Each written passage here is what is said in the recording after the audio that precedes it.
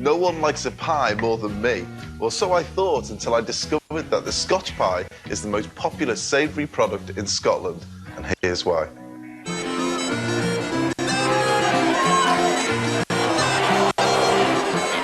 It's traditional. Every game you've got to have a pie.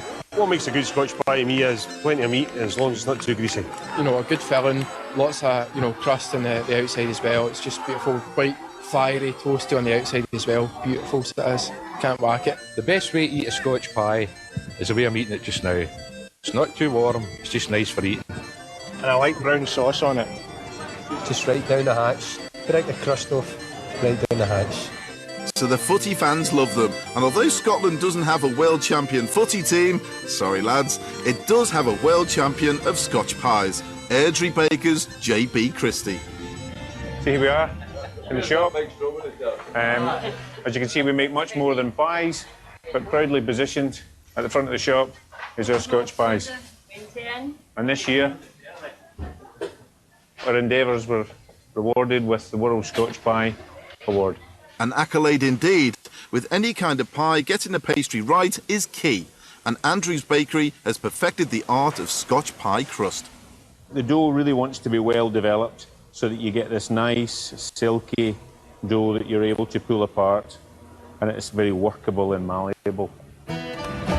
It's June's job to use a machine called a waddle that stamps out the pastry into cases. When the shell first comes off the waddle, it's too soft for us to use, and we find it, and as most bakers will find, we get bellying and it collapses. We allow it to sit for 3 days to dry out, and we call it curing. And after the 3 days curing, we find that the shell is firm enough for us to then add the meat to, and we give a nice firm shell that gives the good contrast on the finished baked product, that you get a nice crispy shell with a nice moist meat filling. These pies are not blind baked. The cases are just left out to dry. That's why they're so crisp. And the meat itself, it's 90-odd% beef. Now for the filling. How do they get that signature spicy flavour? We like to think that we're different and we're better than other people because of the then blend that we put into that meat of the spices that we use, which I won't give away, but the spices that we use give a slightly spicy Scotch pie, which some people think it's got a bit of a kick to it, but most people enjoy it. Andrew's Bakery makes over 100 dozen pies fresh every day. That's 1,200 individual pies finished by hand. So that's them in the oven. Scottish flour, Scottish meat, local butcher, made on a table in a Scottish bakery by Scottish bakers and baked in a Scottish oven. This isn't just a pie, it's a national staple steeped in pride and tradition. Having shaped, filled and baked the pies, Andrew now has to feed 1,200 pie-hungry Scots. I wonder where you'll find them. We have a new customer in Albion Rovers. First home game today, which we're supplying the pies to. It's a local derby against Clyde, so hopefully lots of pie eating. Pie eating at football matches, quite a traditional thing. Father and son go along, watch a game of football, eat a Scotch pie.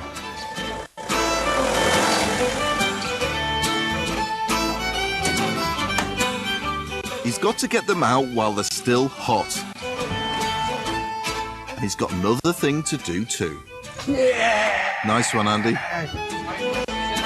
So, now it's over to Sandra and Liz to shift Andrew's pies. Which doesn't look too difficult. Okay. That's okay, thanks, Sandra. No bother. It's a good pie here at the Rovers. Where's the Rovers? Is it the Rovers? That's the Rovers.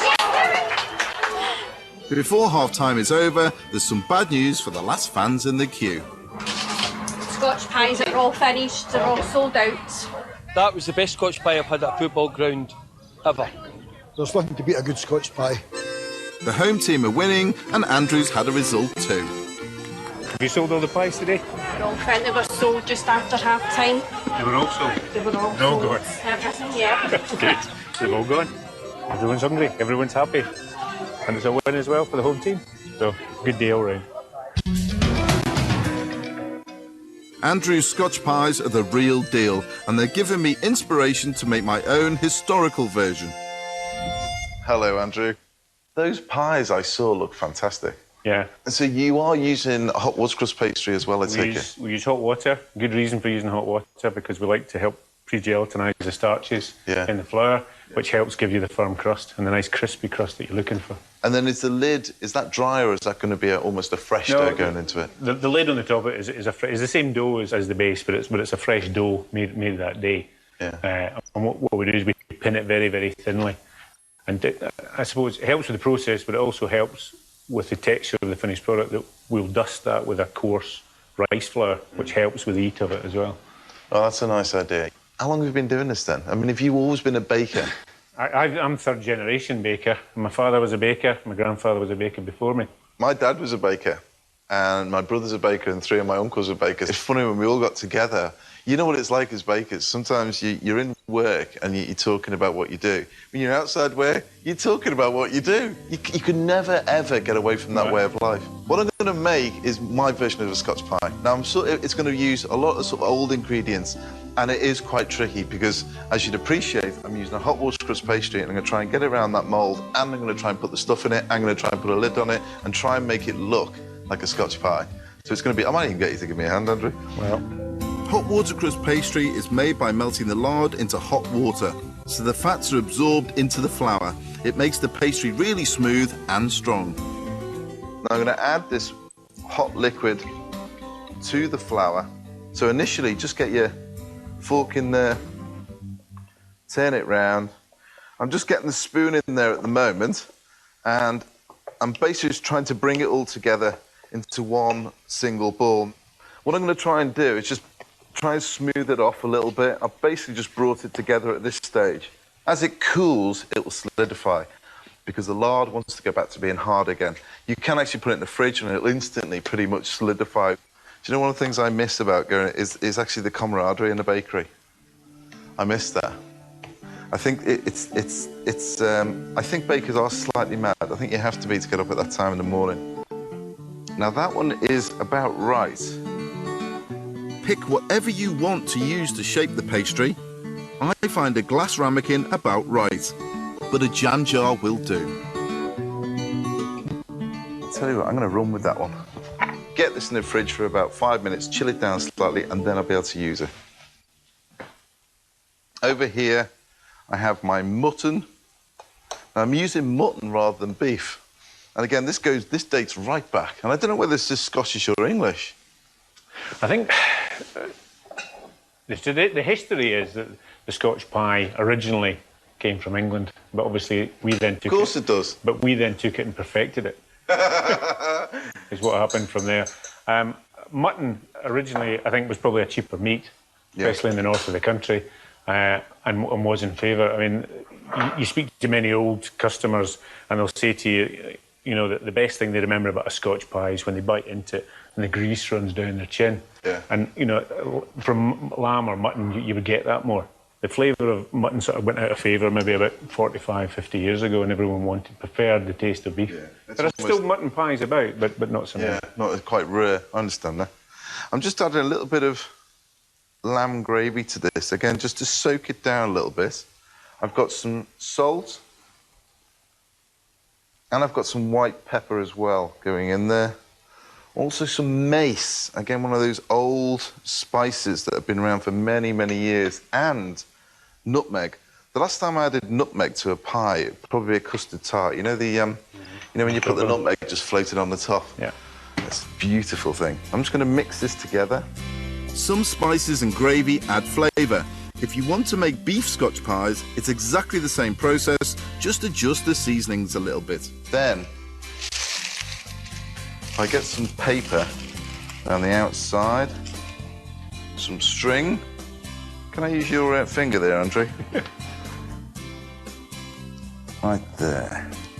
Thank you. So you need 2 fully professional bakers in your kitchen, and you'll be absolutely fine. Now, what I've got in there, it's giving it that tension, which is going to give it that rigidity as well. Now, the lid itself will sit right on the top of that. When you add the lid, tuck it down inside rather than on the top for that proper Scotch pie look.